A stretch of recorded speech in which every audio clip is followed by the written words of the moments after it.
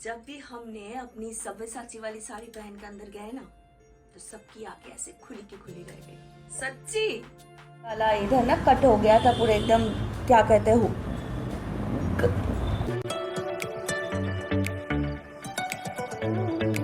Yes, good morning friends and welcome back to my channel. ओ अरे अरे अरे, आप लोग देख रहे हो सुंदर फूल वापस आ ही गया। इसका मतलब मेरा भाई अग्नि वापस आ गया। जब अग्नि वापस आता है ना तभी ये फूल वापस आता है। Anyways, I am so sorry कि 2 दिन मैं वीडियो अपलोड नहीं कर पाई यूट्यूब में, क्योंकि मेरी तबीयत ठीक नहीं थी। हो ही सकता है तबीयत ठीक नहीं है, लेकिन आज मैं फिर से वीडियो कर रही हूँ और टाइटल देख के आप लोगों को देवी को बुला रहे हैं। कोई नहीं, तुम तो बोला, मैं बोलूं? हाँ, तो टाइटल देख के आप लोगों को तो पता चल गया है कि आज मैं किस चीज़ के बारे में बात करूंगी, किस एक्सपीरियंस के बारे में बात करूंगी। जी हाँ, आज मैं बात करूंगी मुझे आप लोगों का सबसे प्यारा शो मन अति सुंदर में कविता का कैरेक्टर कैसे मिला था। तो इसलिए वीडियो स्किप मत कीजिएगा, एंड तक देखिएगा और ये वीडियो इंटरेस्टिंग होने वाला है, क्योंकि मैं ना आज वीडियो के साथ तो मैं बोलूँगी कि कैसे कैसे कैसे कैसे हुआ है सब कुछ, और उसके साथ जो कविता के लिए मैंने ऑडिशन किया था तो वो भी मैं आप लोगों के साथ शेयर करूँगी। तो जल्दी जल्दी एक चीज़ आप लोगों को बता देती हूँ कि ऑडिशन बहुत लोगों ने मुझसे पूछा है कि ये क्या है, क्योंकि मैं शॉर्ट्स वीडियो में ना एक ऑडिशन वीडियो भी मैंने पोस्ट किया था, तो मुझसे पूछा गया कि ये क्या है। तो ऑडिशन क्या है, जैसे कि कोई कंपनी में अगर जॉब चाहिए किसी को, चाहे वो टीचर हो या फिर कोई इंजीनियर हो, डॉक्टर हो, कंपनी में जॉब चाहिए तो आप लोग को इंटरव्यू क्रैक करना होता है, करेक्ट। उसके बाद अगर सामने वाले को आपका इंटरव्यू पसंद ना आए तो ही आपको वो जॉब मिल सकता है। तो वैसे ही ऑडिशन से एक चीज़ है कि अगर आप किसी कैरेक्टर के लिए आप अगर अप्लाई कर रहे हो और सामने वाला समझ रहा है कि आप इस कैरेक्टर के लिए हो, तो आपको उस कैरेक्टर के लिए इंटरव्यू यानी ऑडिशन देना पड़ता है। अगर वो ऑडिशन सामने वाले को पसंद आ जाए तो आपको वो कैरेक्टर मिल जाती है। तो बहुत ही सिंपल सी बात है और बाकी किस्मत की बात है। तो आज मैं मन अति सुंदर में मुझे कैसे काम मिला, कविता का कैरेक्टर और मेरा जो ऑल ओवर एक्सपीरियंस था, मैं आज अच्छे से मैं डिस्कस करूंगी, क्योंकि मैं बहुत बार बोलने के बाद भी बहुत सारे दोस्तों ने मुझसे पूछा है कि मैम आपने शो क्यों छोड़ दिया। हाँ भैया तू बोल ले, पहले बोलो मैंने शो क्यों छोड़ दिया। जवाब नहीं दिया, मुझे ही देना होगा।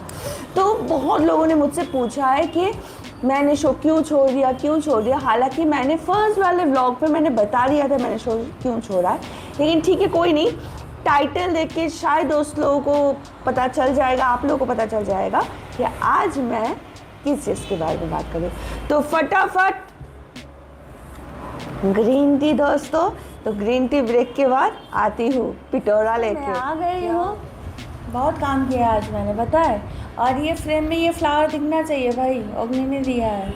1 हफ्ते तक यही फ्लावर देखना है आप लोगों को, बहुत टाइम के बाद ये फ्लावर आया है, बहुत सुंदर भी है। कमेंट सेक्शन में बताइएगा कैसा लग रहा है ये फ्लावर, मुझे तो बहुत ही अच्छा लग रहा है। जो भी हो, जैसे कि मैंने आप लोगों से कहा था कि आज मैं कुछ शेयर करने वाली हूँ कि मन अति सुंदर में मुझे कविता वाला कैरेक्टर कैसे मिला है। तो ऑब्वियसली जैसे कि मैंने सुबह कहा था कि कैरेक्टर को, मतलब कैरेक्टर में जो क्या कहते हैं उसको, फिट होने के लिए, सॉरी वो वर्ड याद नहीं आ रहा था। तो कैरेक्टर में फिट होने के लिए आपको ऑडिशन देना पड़ता है। तो इस बारी मैं इस कैरेक्टर के लिए ऑडिशन घर से ही मैंने दिया था। आप प्रोडक्शन हाउस में भी जाकर दे सकते हो, लेकिन क्या हो गया, पहले ना हम लोग हाउस में जाकर ही ऑडिशन करते थे, लेकिन कोविड के बाद से मैक्सिमम ऑडिशन घर से ही होता है। तो घर पे जैसे नॉर्मल सेटअप रहता है वैसे ही मैंने ऑडिशन किया था। तो ये रहा एक छोटा सा झलक जो मैंने ऑडिशन दिया था उसी की। हेडमेल पेन देखा है क्या? वही जो हमने मैक के शोरूम से लिया था, वही। अब ये देखो, अब फाउंडेशन भी खत्म हो गया। आज किट्टी है, अब बताओ हम कैसे बाहर जाएं? और ये स्टाफ पता नहीं हमारा सामान कहाँ रख देता है, क्या बताओ।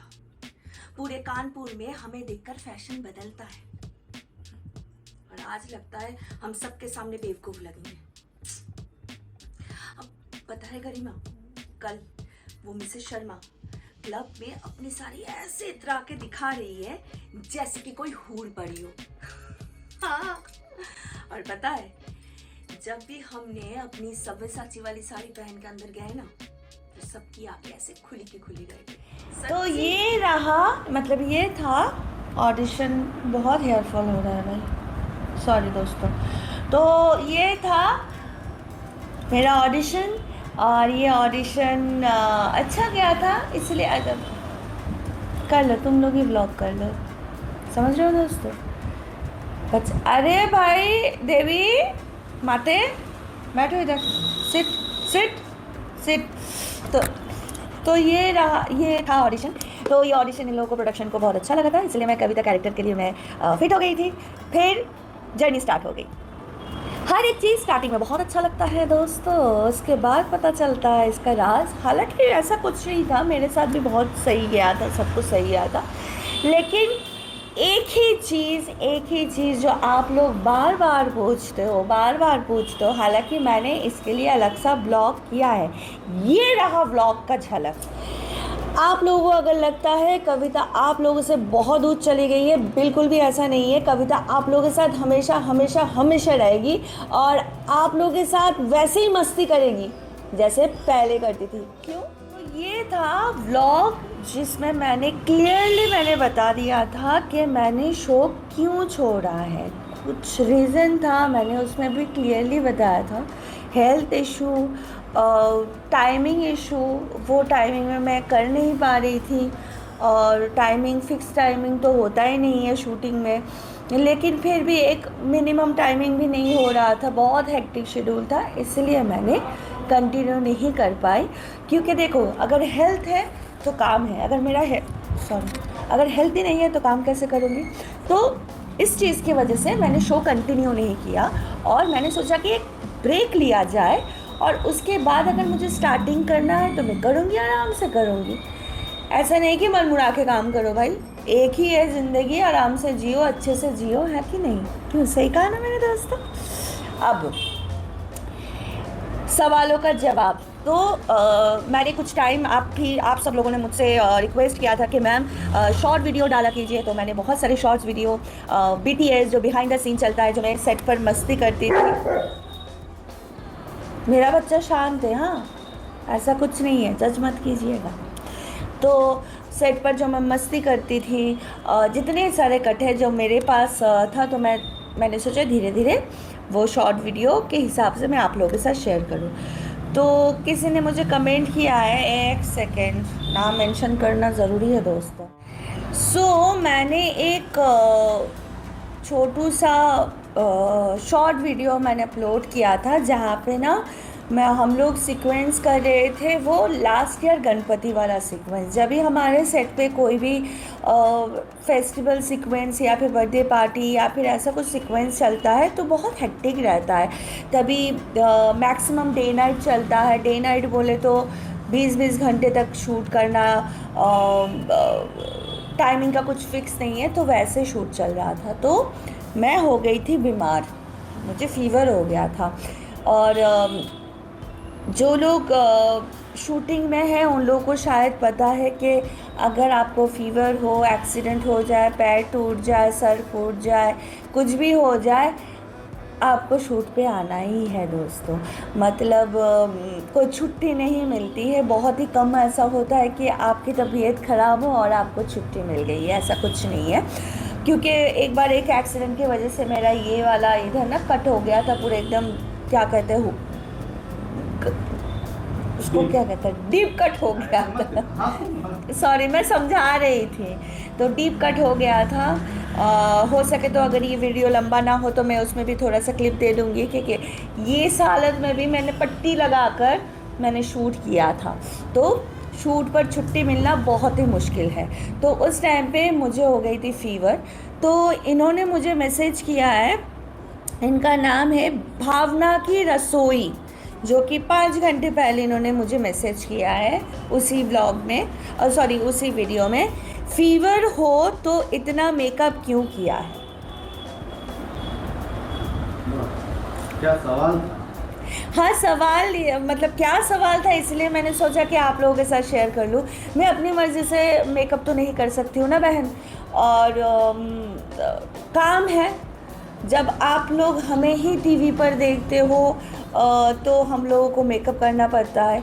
जैसे कि मैं अभी नॉर्मल लाइफ में हूँ, मैं नॉर्मल लाइफ में जैसे दिखना चाहिए मैं वैसे ही दिख रही हूँ।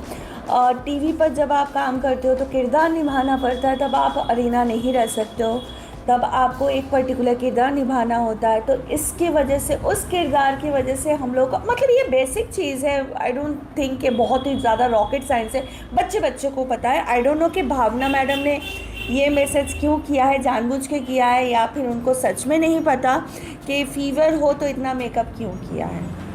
क्योंकि किसी को पता नहीं चलता है ना बहन कि मैं फ़ीवर में काम कर रही हूँ, या फिर मेरे पेट में दर्द है, या फिर कुछ हो गया है। टीवी पर आप लोग ही हमें देखते हो, और हम लोग अगर सुंदर ना दिखे तो आप लोग ही बोलोगे छी कैसी बदसूरत से है, छी कैसी मरियल जैसी लग रही है।